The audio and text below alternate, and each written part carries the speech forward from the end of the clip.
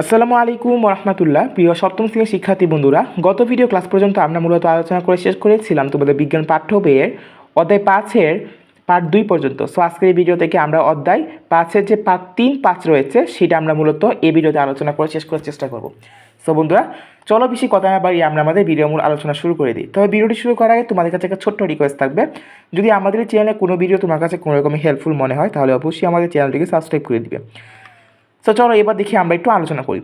So আজকে আমাদের আলোচনার মূল বিষয় হচ্ছে পরিপাকতন্ত্র নিয়ে। আমরা যে খাবার খাই সেটা কীভাবে পরিপাক হয়ে দেহের শোষণ উপযোগী খাদ্যে পরিণত হয় সেটা নিয়ে আমরা আজকের ভিডিওতে আলোচনা করব। আমরা আগেই জেনেছি জীবন ধারণের জন্য চাই খাদ্য, আমরা জটিল খাদ্য খেয়ে থাকি। আমরা এও জেনেছি জটিল খাদ্য দেহকোষ সরাসরি গ্রহণ করতে পারে না, সেজন্য জটিল খাদ্যকে রাসায়নিক প্রক্রিয়াতে সরল ও পানিতে দ্রবীভূত করা প্রয়োজন।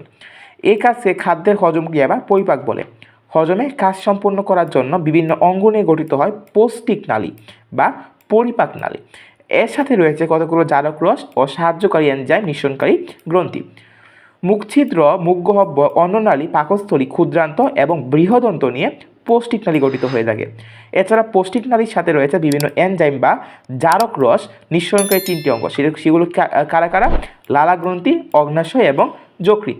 ঠিক আছে, তো এইগুলো কিন্তু তোমরা ভালো করে খেয়াল করবা, এগুলো বেসিকগুলো কিন্তু অনেক বেশি ইম্পর্টেন্ট। এছাড়া পাকস্থলী ও ক্ষুদ্রান্তের প্রাচীরেও আছে নানা আরও এনজাইম এবং জারক রস নিঃসরণকারী ক্ষুদ্র ক্ষুদ্র গ্রন্থি। আমরা পরিপাক নালী বা পোস্টনালী মুখগহ্বর থেকে শুরু করে মলদ্বার পর্যন্ত বিস্তৃত হয়ে থাকে, এটা আমরা খুবই সবাই জানি। নিম্নে এই তন্ত্রের বিভিন্ন অঙ্গগুলো বর্ণনা করা হলো। সো পরিপাক নালী বা পোস্টনালী হচ্ছে এই যে মুখ থেকে শুরু করে বা পায়ুপথ পর্যন্ত। সো এর মাঝখানে কিন্তু অনেকগুলো অঙ্গ থাকে সাথে আরও। ফার্স্টে রয়েছে মুখ ছিদ্র। মুখ ছিদ্র থেকেই পরিপাক নালী শুরু হয়, তাই না? মুখ ছিদ্রের উপরে রয়েছে উপরের ঠোঁট এবং নিচে রয়েছে নিচের ঠোঁট। ঠোঁটদ্বয় খোলা এবং বন্ধ থেকে খাদ্য গ্রহণ নিয়ন্ত্রণ করে। এর ছিদ্র প্রতি খাদ্য পরিপাক নালীতে প্রবেশ করে থাকে। তারপর রয়েছে মুখগহ্বর। মুখ ছিদ্রের পরে মুখগহ্বরের অবস্থান। সামনে দাঁতসহ দুটি চোয়াল দ্বারা মুখগহ্বর বেষ্টিত। এর উপরে রয়েছে তালু এবং নিচের দিকে রয়েছে মাংসল জিহ্বা। এছাড়া দুই পাশে রয়েছে 3 জোড়া লালা গ্রন্থি। দাঁত খাদ্যবস্তুকে কেটে ছোট ছোট করে পেষণে সাহায্য করে। এ সময় টিউব বা খাদ্যবস্তুর স্বাদ গ্রহণ করে এবং খাদ্যবস্তুকে বারবার দাঁতের নিচে পাঠিয়ে চিবাতে সাহায্য করে থাকে। লালা গ্রন্থি থেকে নিঃসৃত লালা খাদ্যকে পিচ্ছিল করে এবং খাদ্যবস্তুকে গিলতে সাহায্য করে।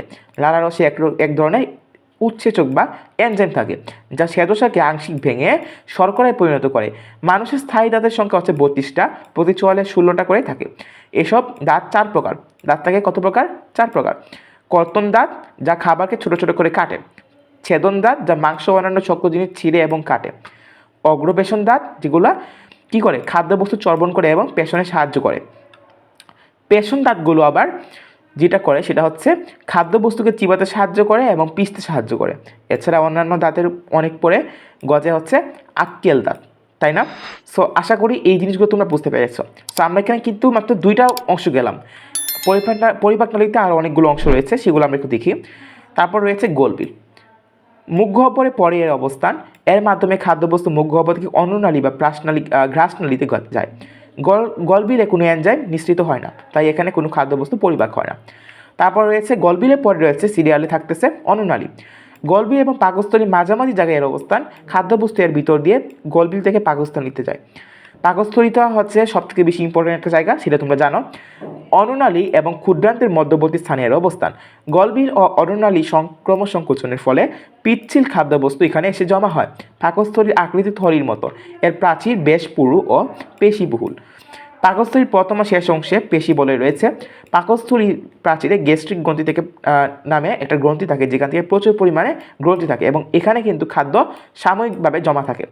গ্যাস্ট্রিক গ্রন্থির পাচক রস পরিপাকে সাহায্য করে। এখান থেকে একটা রস বার হয় বা একটা এনজাইমের মতো বার হয়, যেটার নাম হচ্ছে গ্যাস্ট্রিক রস আর কি। সো এরপর দেখো আছে ক্ষুদ্রান্ত। ক্ষুদ্রান্ত হলো পাকস্থলীর মধ্যবর্তী অংশ। এরা পরিপাক নালীর সবচেয়ে দীর্ঘ অংশ। ক্ষুদ্রান্ত 3টি ভাগে বিভক্ত থাকে। কয়টি ভাগে? 3টি ভাগে বিভক্ত থাকে। এরা কারা কারা? ডিউডেনাম, জেজুনাম এবং ইলিয়াম। এটা তোমরা মুখস্থ করে নিবা। ডিউডেনাম আসলে কি জিনিসটা, আসলে একটা জিনিস খেয়াল করবা, এটা কিন্তু ক্ষুদ্রান্তের প্রথম অংশ। পাকস্থলীর পরের অংশ দেখতে ট আকৃতি। দেখতে কীরকম আকৃতির? ট আকৃতির। পিত্তথলি থেকে পিত্তরস এবং অগ্নাশয় থেকে অগ্নাশয় রসনালীর মাধ্যমে এখানে এসে খাদ্যের সাথে মিশে যায়।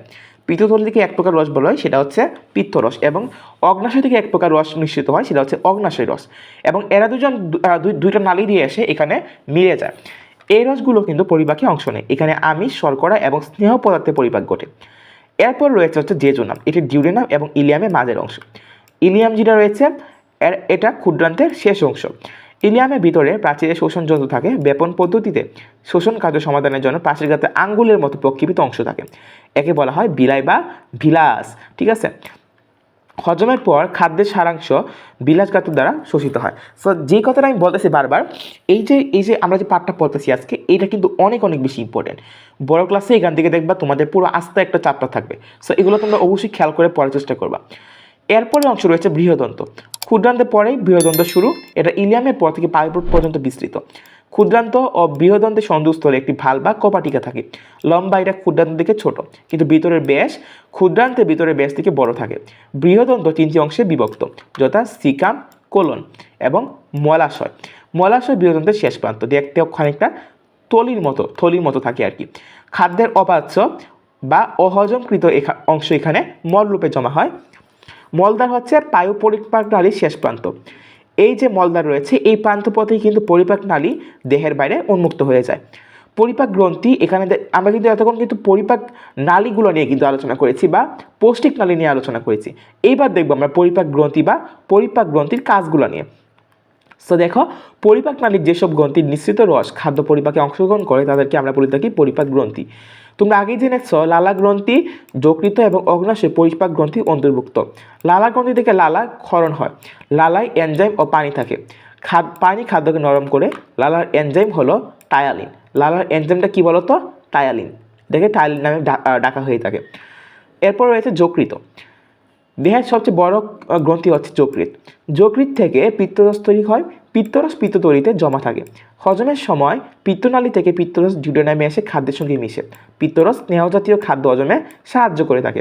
ঠিক আছে, এবার দেখো অগ্নাশয় যেটা রয়েছে, প্রধানত তিনটি এনজাইম অগ্নাশয়ে তৈরি হয়: অ্যামাইলেজ, ট্রিপসিন, কাইপোট্রিপসিন এবং লাইপেজ ডিউডেনামে এসে খাদ্যের সঙ্গে মিশে।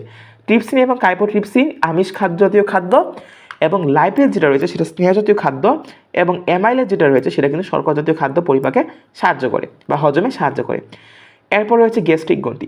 গ্যাস্ট্রিক গ্রন্থি পাকস্থলীর ভিতরের প্রাচীরে থাকে। এই গ্রন্থি নিঃসৃত রসের নাম গ্যাস্ট্রিক রস বা পাচক রস, যেটা তোমাদেরকে একটু আগে আমি বলেছিলাম গ্যাস্ট্রিক রস, এইটাই হচ্ছে গ্যাস্ট্রিক রস। এরপর রয়েছে আন্তরিক গ্রন্থি। ক্ষুদ্রান্তের প্রাচীরে ভিলাসে প্রচুর আন্তরিক গ্রন্থি থাকে। এই গ্রন্থি নিঃসৃত রসের নাম হচ্ছে আন্তরিক রস। তারপর রয়েছে বৃহদন্ত। বৃহদন্তে খাদ্য হজম হয় না। এখানে কোনো জারক রস বা এনজাইম তৈরি হয় না। বৃহদন্ত মূলত খাদ্যের জলীয় অংশ থেকে পানি শোষণ করে। এই কাজটি অত্যন্ত দরকারি, এতে শরীর থেকে পানি বেশি পরিমাণে বের হওয়া রোধ করে। বৃহদন্তের সর্বশেষ অংশ হচ্ছে মলাশয়, অর্থাৎ মলাশয়ে খাদ্যের অপাচ্য অংশ মল হিসেবে সঞ্চিত হয়। প্রয়োজন মতো পরে পায়ু দিয়ে তা শরীরের বাইরে বর্জিত হয় বা বের হয়ে যায়। ঠিক আছে, তো এখানে যে আমরা পড়লাম পরিপাক গ্রন্থি এবং পরিপাক নালী কোনটা, মানে কোন জায়গায় কোন গ্রন্থিতে কোন এনজাইমগুলো থাকে এবং কোন পাচক রসগুলো কোন কাজে সাহায্য করে, এই জিনিসগুলো তোমরা অবশ্যই মুখস্থ করে ফেলবা। এবং এখানে যে কাজগুলো রয়েছে পরিপাকতন্ত্র নিয়ে, ঠিক আছে, পরিপাকতন্ত্রের যে পরিপাক নালীগুলো রয়েছে এগুলো পড়েছিলাম আমরা। সো এগুলো তোমরা যেটা চেষ্টা করবা মুখস্থ করে একদম লিখে লিখে পড়ার জন্য, কারণ এটা অনেক অনেক বেশি ইম্পর্টেন্ট। ঠিক আছে, বড় ক্লাসও থাকবে, তাই আমি তোমাদেরকে রিকমেন্ড করবো পারলে তোমরা এটা একবার মুখস্থ করে লিখে লিখে পড়বা। সো আজকের মতো ভিডিও আমরা এখানে বিদায় নিচ্ছি। দেখা হবে নেক্সট ভিডিওতে। সেই ভিডিও দেখার আমন্ত্রণ জানিয়ে সবাইকে জানাচ্ছি অসংখ্য ধন্যবাদ। আল্লাহ হাফেজ।